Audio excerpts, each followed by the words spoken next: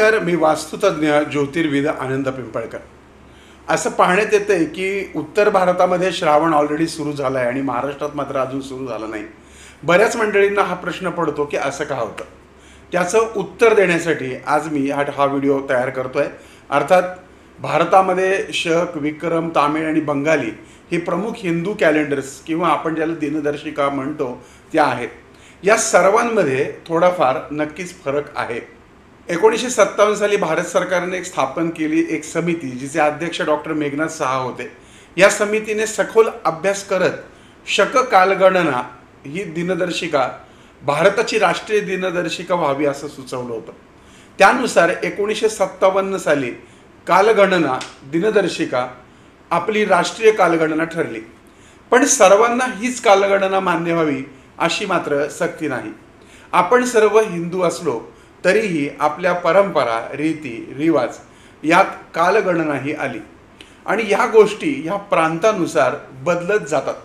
शक कालगणनेनुसार हिंदू नववर्ष हे चैत्र शुक्ल प्रतिपदा अर्थात गुढीपाडव्यापासून सुरू होतं, तर विक्रम संवतनुसार नवीन वर्ष दिवाळीच्या पाडव्यानुसार सुरू होतं।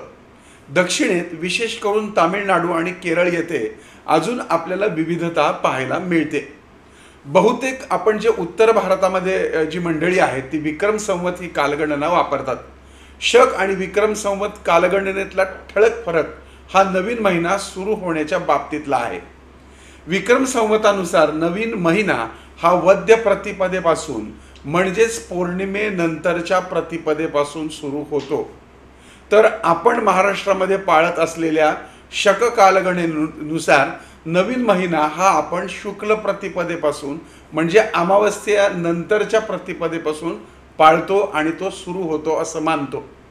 याच कारणामुळे उत्तरेतील नवीन महिना हा आपल्या महिन्यापेक्षा 15 दिवस आधी सुरू होतो।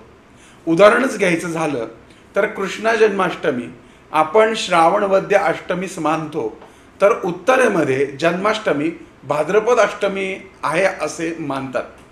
आपण म्हणतात त्याप्रमाणे धार्मिक संहिता ही एक राहणार नाही, कारण प्रत्येक समाजाच्या, ते हिंदू असले तरी त्यांच्या अशा मान्यता आहेत आणि त्यांना त्या प्रत्येकाला जपायच्या आहेत।